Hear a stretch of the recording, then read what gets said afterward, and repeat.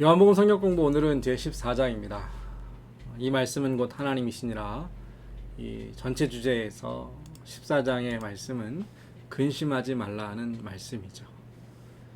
예수님을 믿는 것이 하나님을 믿는 것이고 또 하나님께서 함께 하시기 때문에 두려워할 이유가 전혀 없습니다.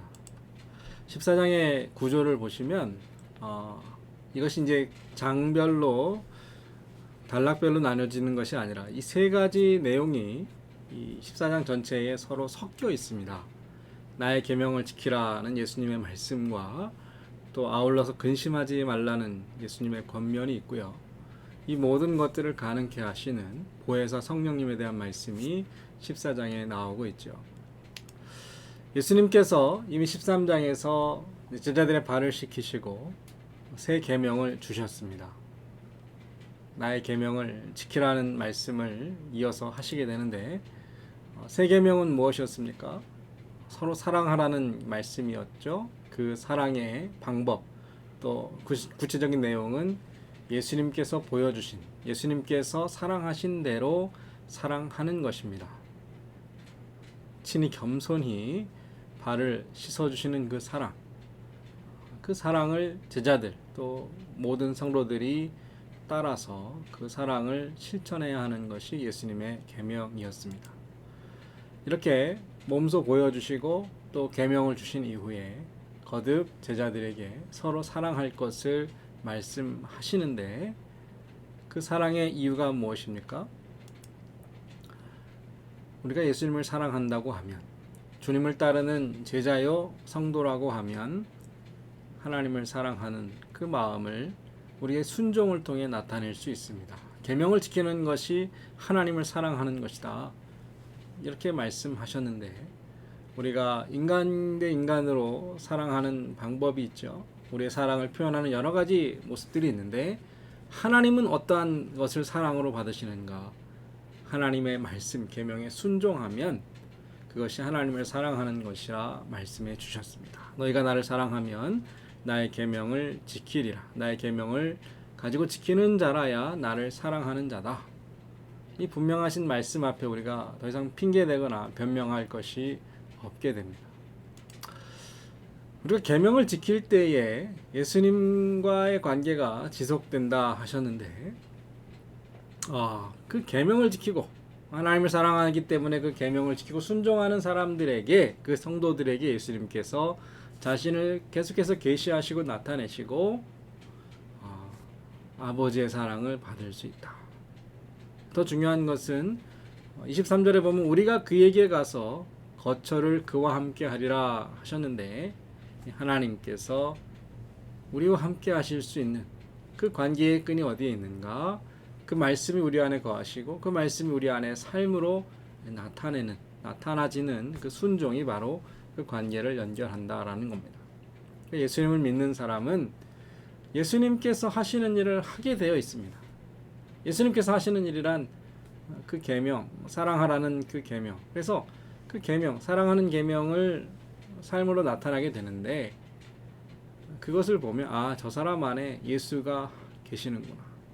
하나님께서 그 안에 계시기 때문에 하나님의 일을 하는 하나님의 사람이구나. 우리가 판단할 수 있는 것입니다. 예수님께서 하나님 안에 거하시고 하나님이 예수님 안에 거하셨기 때문에 예수님께서 하시는 그 모든 일은 결국 하나님의 일이었던 것처럼 우리가 하나님의 일을 감당하고 하나님께서 주신 그 계명에 순종할 수 있는 것은 우리가 주님 안에 거하고 주님께서 우리 안에 거하시는 이 관계가 계속 살아있기 때문입니다.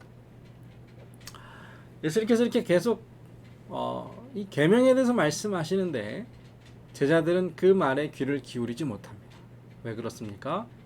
이미 그 마음에 두려움이 가득했기 때문입니다. 예수님께서 이제 아버지께로 갈 것이다, 떠날 것이다 말씀하시는 그 말씀을 듣고 난 이후에 불안해하고 두려워하는 제자들. 그 제자들에게 예수님께서 두려워하지 말라 말씀하시죠.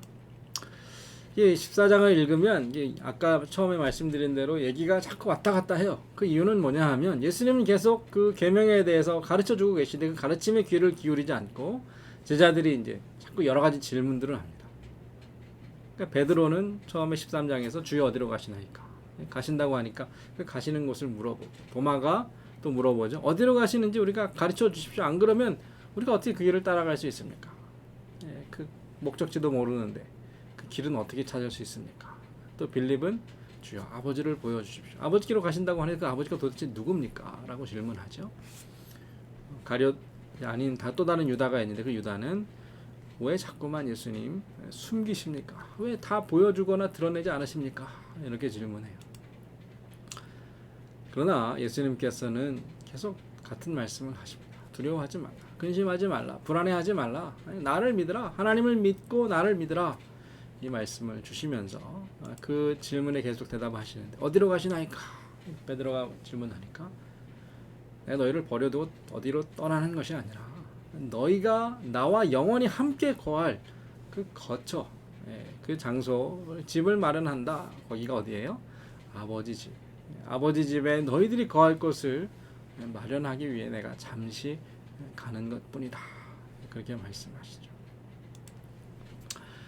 또 도마가 예수님 어디로 가시는지도 모르겠고 그러니까 그 길을 우리가 주님을 따를 그 길도 찾지 못합니다. 이렇게 이야기하니까 유명한 말씀하시죠. 내가 곧 길이요 진리요 생명이니 나로 말미암지 않고는 아버지께로 올 자가 없느니라.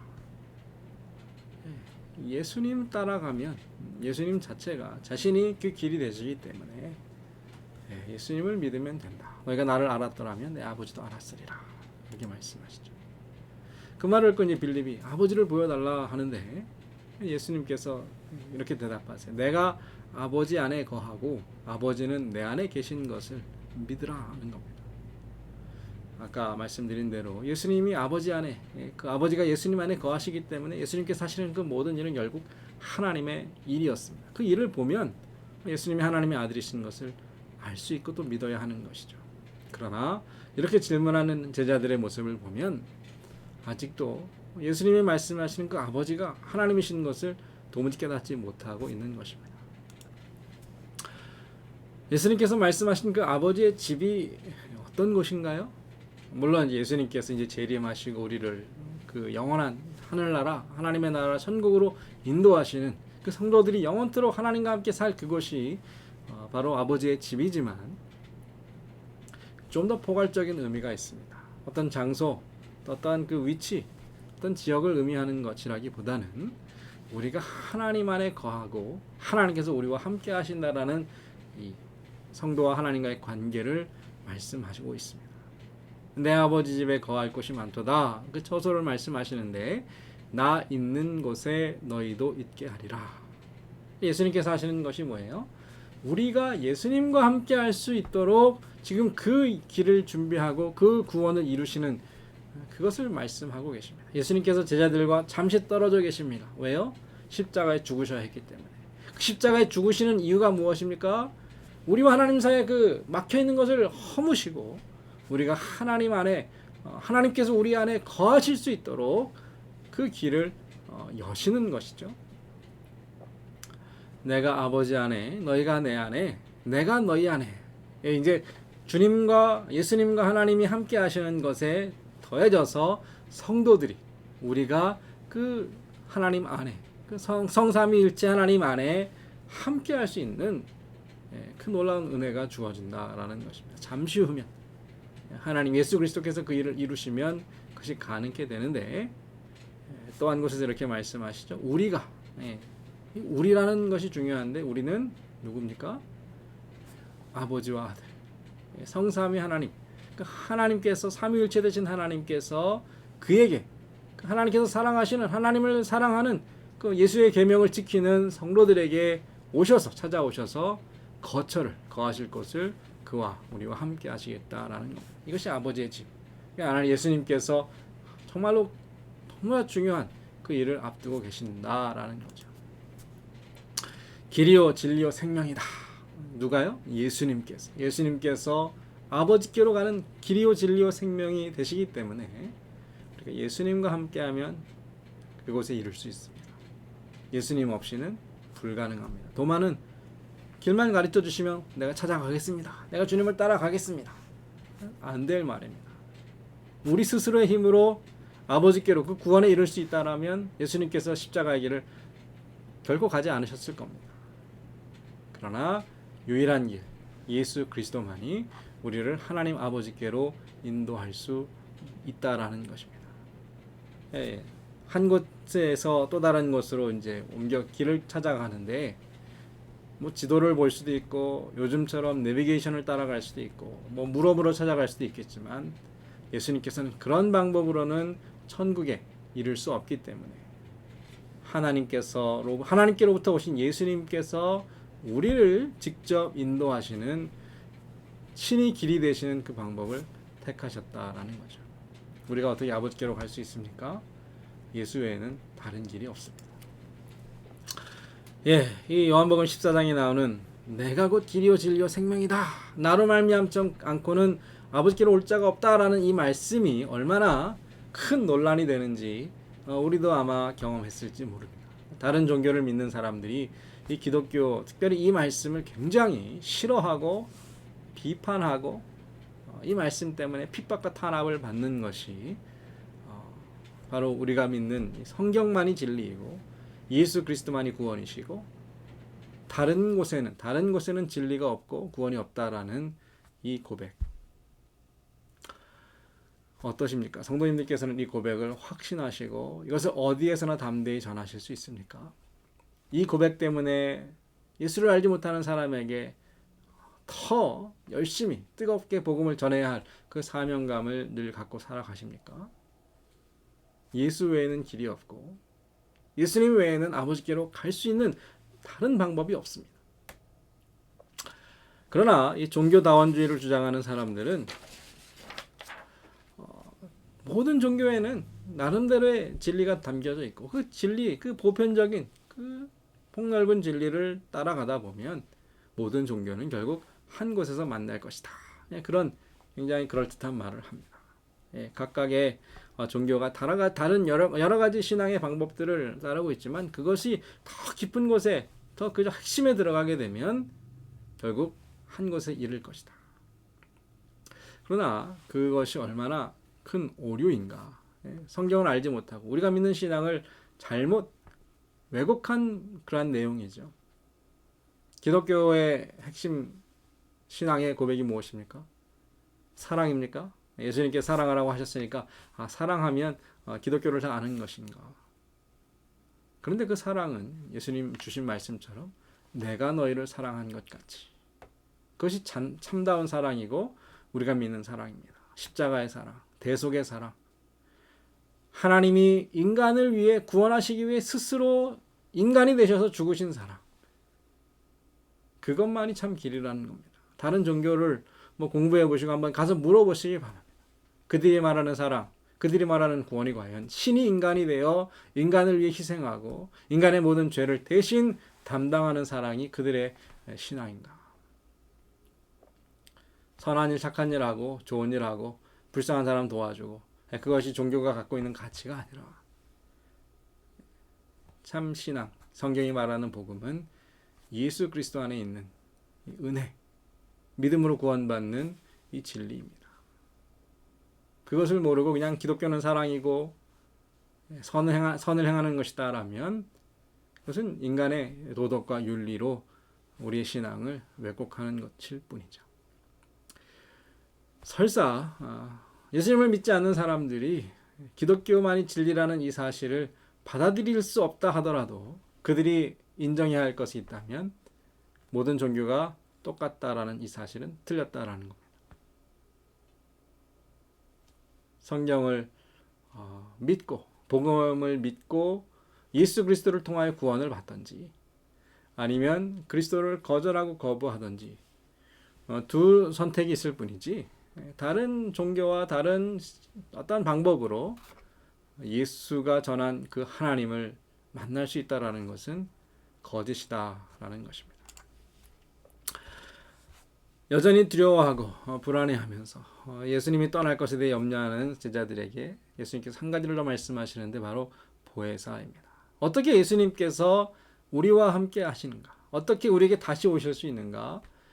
성령을 통해서 가능합니다. 예수님은 승천하셨지만 몇 날이 못 되어 성령께서 오셨고 지금도 예수님께서 하나님 보좌 우편에 계신 예수님께서 우리와 함께 하실 수 있는 것은 자신의 영, 그리스도의 영, 하나님의 영, 성령을 통해서 가능합니다. 성령은 누구이신가? 진리의 영입니다.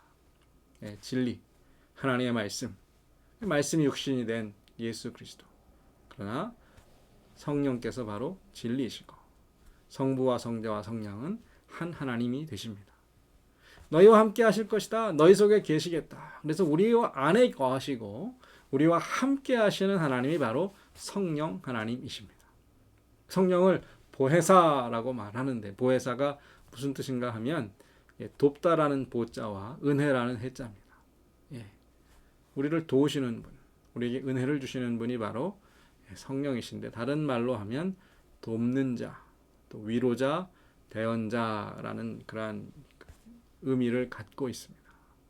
하나님께서 우리를 도우시는 것을 우리가 이해할 수 있고 하나님의 위로는 잠시 후에 말씀드리겠지만 하나님께서 우리에게 평강을 주시고 이 두려워하고 불안해하는 우리의 마음을 위로하시는 분이 바로 성령이시고 이 대언자라는 말은 무엇인가 하면 법정에서 변호사와 같은 역할입니다.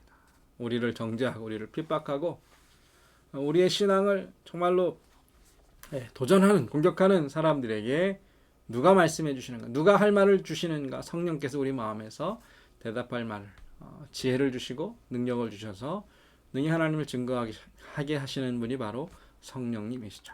그래서 성령을 주시겠다, 보혜사가 오실 것이다 말씀하시면서 예수님께서 평안을 말씀하십니다. 평안을 너에게 주노니 나의 평안, 세상이 알 수 없고 세상이 줄 수 없는 그 평안을 예수님께서 말씀하시죠. 그것이 왜 평안인가? 그 평안이 과연 무엇인가? 바로 앞서 말씀드린 이 성령을 우리 가운데 주셨기 때문에 예수님이 보이지 않으면 불안한데 예수님이 내 안에 계시면 그 영이 우리 안에 거하시면 이 불안함을 이길 수 있죠. 나 있는 곳에 너희도 있게 하리라는 그 약속을 성령을 통해 성취하셨고 너희가 내 이름으로 무엇을 구하든지 시행하리라. 우리의 음성, 우리의 기도, 우리의 간구를 들으시는 하나님, 영원토록 우리와 함께 하시는 그 하나님이 나와 함께 하시니까 평안할 수 있는 거죠. 성도 여러분, 성도가 가진 평안은 바로 하나님께서 나와 함께 하신다라는 이 믿음 안에 있습니다.